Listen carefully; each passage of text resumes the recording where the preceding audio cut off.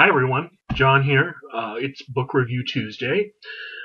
Today I wanted to review a book that's been in my library sitting unread for, I'll show you how long. Since Borders was actually still a thing. I saw I saw this on the back cover of the book, and I think Borders went out of business in 2011, around the summertime of 2011, if I'm not mistaken.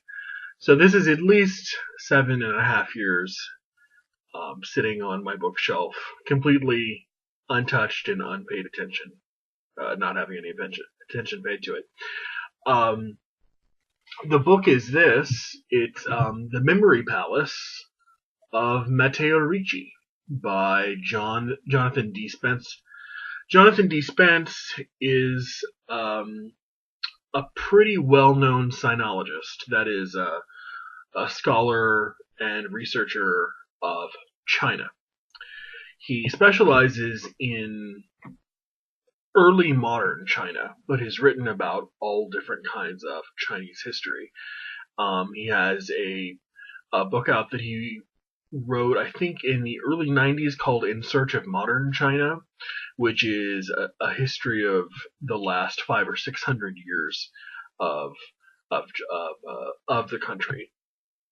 A really good, readable, and established historian. I think he taught at Princeton, if I'm not mistaken, but is now retired. So whether it's been the death of the woman Wang, which came out in 1978, or God's Chinese Son, the Taiping Heavenly Kingdom of Hong Shui-Kong, which came out in 1996, or Mao a Life, which came out in 1999, Jonathan Spence, I think, has always done his best storytelling in his writing in the form of biography. The life of an almost completely unknown late 16th century Italian-born Jesuit, which is what this book is about, doesn't exactly seem like a compelling place to quarry for a fascinating story. Some lives, like those of Hong or Mao, lend themselves naturally more towards storytelling, and others don't. But in The Memory Palace of Matteo Ricci, Jonathan Spence uses the concept of the Memory Palace to sort of serve as a launching pad to tell Ricci's story, but also to present the world as Ricci might have experienced it firsthand. The title of the book led me a little bit astray into thinking it might have been something else other than it was, and that is namely a book about the Memory Palace itself.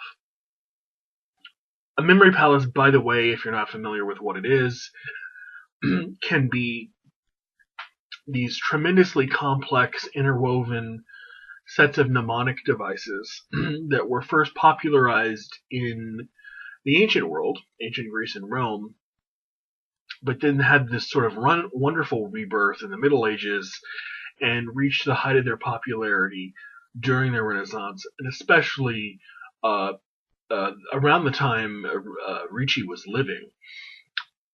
After Ricci died, the rise of the printing press was, the printing press had pretty much traveled around the world and made the need for remembering all of these important facts, dates, names, ideas much less important from memory.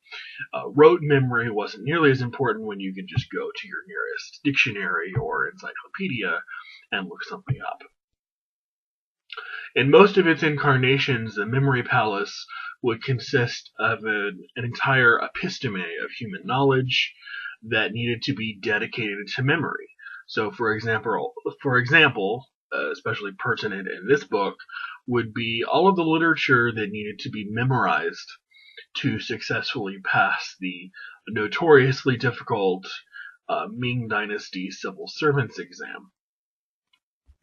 If you wanted to become a civil servant in China, you had to be extraordinarily well versed in ancient Chinese literature, art, philosophy, religion, just a myriad number of subjects. And that well-roundedness is actually where we get the word Mandarin, with a lowercase m. Of course, Mandarin is a language, but with a lowercase m, it's basically a synonym for an intellectual, someone who's very well-rounded, well-read, and conversant in a lot of different things. So the practitioner of this memory palace would imagine putting each object or idea in one location in the memory palace, like on the hat rack in the foyer, or under the pillow in the fourth bedroom to the left, etc. And it thereby created an everlasting link between thing and place, which would allow all the details about the item to come flooding back to the rememberer once it was retrieved from the memory palace. And for more information about the memory palace and more reading material about it, I'll talk briefly about that in the last couple of minutes of the video. During the course of the book, Spence introduces 4 Chinese ideographs from Ricci's book called Jifa, his Chinese language treatise on the memory palace, which allows for the exploration of contemporary historical and religious themes. For example, Ricci's memory palace image of Wu, W-U, which was the word for martial, M-A-R-T-I-A-L, as in warlike or martial law, gives Spence the opportunity to compare the hyper-militarized region of Ricci's birthplace of Macerata, which was a papal state in Italy at the time, compared to the more halcyon, peaceful environs of China. This only serves as a broader tool to open the book up for a sort of a cross-cultural consideration of how Ricci's counter-Reformation Europeanness affects and sort of diffuses through China. Ricci himself was born and raised in Italy, as you can probably guess from his name, but he headed off to China in the year 1582 and would spend the next 28 years there until he died there in 1610. Much as the soldiers surrounding his hometown of Macerata were armed with weapons, Ricci was armed with his Catholicism. He was educated by a then generation-old branch of the Catholic Church meant to provide a rigorous critique of the Reformation, which would then be sent out around the world, its thousands of members, to proselytize, basically. And this group of Catholics was called the Jesuits, or the Society of Jesus. While never able to fully escape the ethnocentrism that he was brought up in Europe, and that brought him to China in the first place, Ricci's attempts to understand the Chinese people on their own linguistic, technological, and cultural terms were both immense and really sincere. In 1596, he wrote his mnemonic treatise in Chinese, which is a small sign of his dedication and perseverance to this new country to which he had come. Taught himself Chinese, not only how to speak it, but how to read it. No small task if you've ever tried to do that and were raised in a Latinate language like Italian, like French, like Spanish. Wrote it in 1596 and then proceeded to present it to the governor of Jiangxi province. So like I said, Ricci died in 1610 without really ever having seen much hope for the missionary progress that he was invariably striving toward. Nevertheless, the intellectual exchanges that he made and the friendships that he established with the elite members of Chinese Ming society, along with the early establishment of early Chinese Christian missionary work, together make for some really fascinating cultural history. Despite being very much a man of his own time and a man of the mostly late 16th century, Ricci's diplomacy, his prudence, and his ruthless intellect come together to forecast a pretty mixed bag of relationships over the next 4 centuries.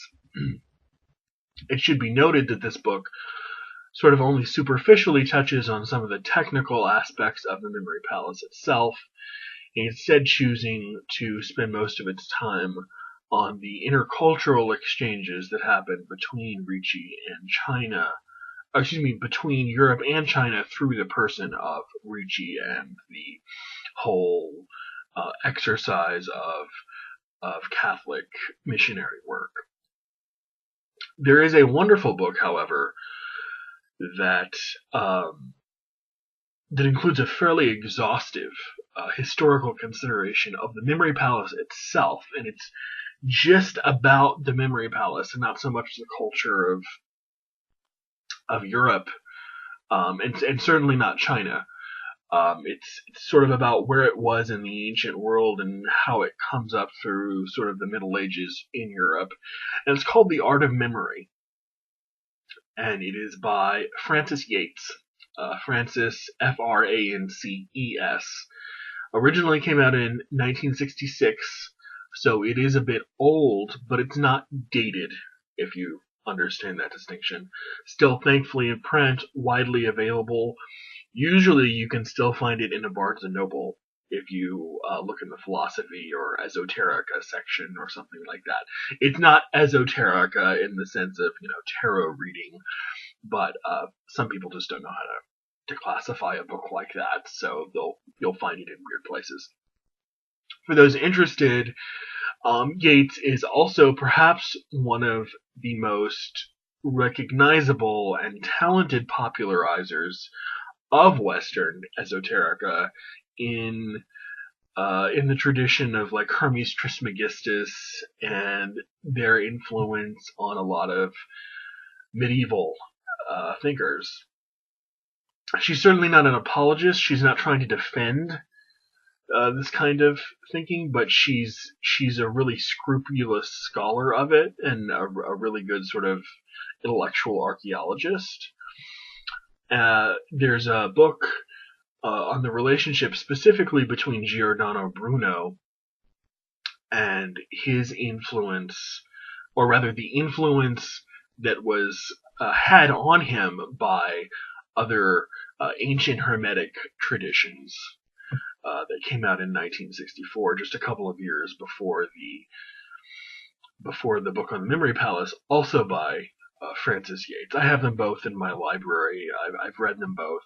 The book on the Memory Palace itself was what got me fascinated in the art, because I've never, before that book, had never heard of a Memory Palace.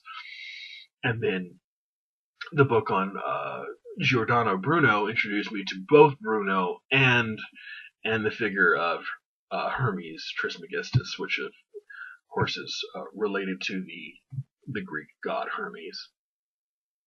But that book, the one from 1964, really one of the best books on the topic if you're interested in that sort of weird underbelly of ancient come medieval, astrology, alchemy, that sort of thing. So, by way of a late 16th century Jesuit, we learn about all kinds of weird esoterica, but also the intercultural seeds that were sown by Matteo Ricci, who is prominently featured in the Memory Palace of Matteo Ricci by Jonathan D. Spence. I'll see you guys next week. Bye.